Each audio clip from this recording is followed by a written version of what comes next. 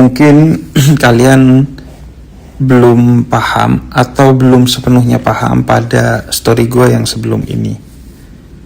Makanya gue pengen sedikit jelasin pakai video. Semoga bisa membantu agar lebih memahami.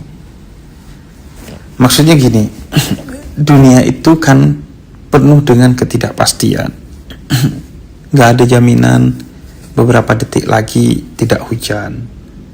Tidak ada jaminan saat kita jalan di jalan raya tidak kecelakaan.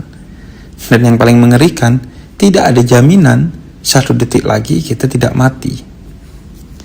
Tapi payahnya, setiap saat kita suruh mengambil keputusan.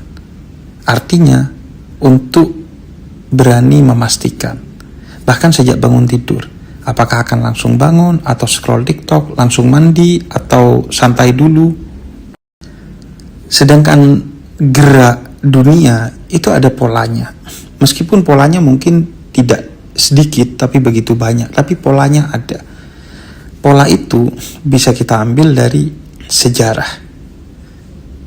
Sehingga kita tahu, oh kalau kita mengambil keputusan ini, yang akan terjadi itu begini. Karena dulu juga pernah terjadi seperti ini, dan ketika keputusannya yang diambil adalah ini, maka yang terjadi dulu adalah seperti itu. Nah, masalahnya dunia saat ini mengajak kita untuk memotong semua jejaring itu. Padahal jejaring itu adalah kekuatan kita untuk mengambil keputusan di tengah ketidakpastian. Jejaring itu paling tidak ada 2, yaitu sanad dan nasab. Nah, sanad itu jejaring keilmuan. Artinya, keilmuan yang telah diwariskan dari satu generasi ke generasi lainnya, sehingga yang kita dapatkan itu adalah ilmu yang sudah teruji di berbagai zaman, sehingga cenderung lebih solid.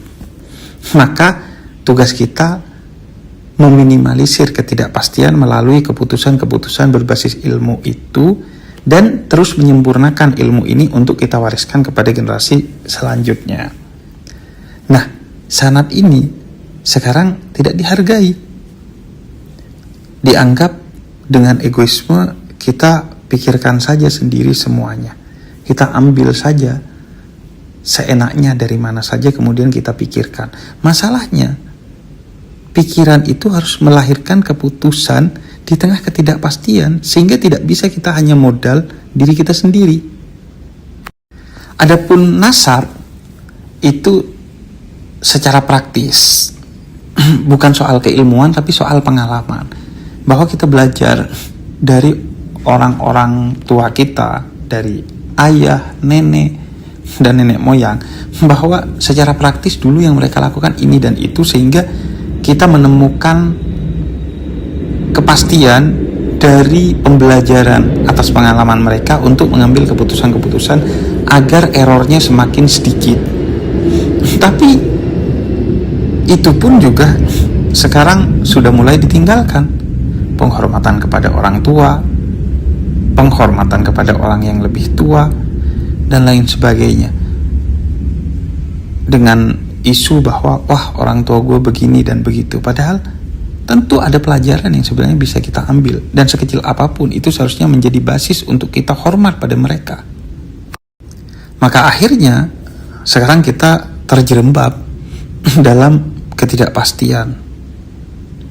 Kita harus menghadapi semuanya sendiri, tanpa ilmu yang jelas, tanpa pengalaman yang kokoh, dan kita akhirnya terjebak dalam kesalahan-kesalahan yang pernah ada.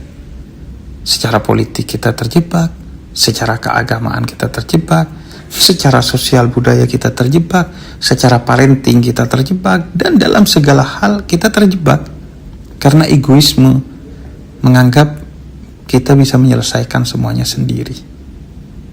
Tidak mau belajar dari pengalaman nenek moyang, tidak mau membaca dari keilmuan yang bersanad, dan akhirnya kita sendiri yang bingung, kita sendiri yang rugi. Makanya sejak awal Al-Quran menegaskan fas'alu ahla dzikir in kuntum la ta'lamun.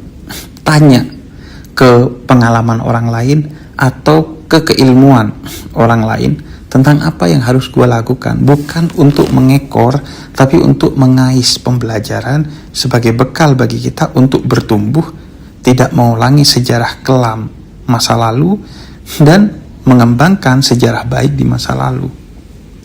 Sehingga isinya Al-Quran itu ya dua.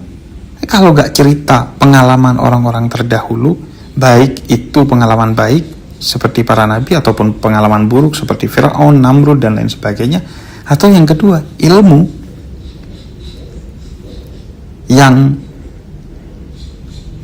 itu telah diuji dari zaman ke zaman sehingga semakin kokoh pemahaman kita tentang ilmu itu.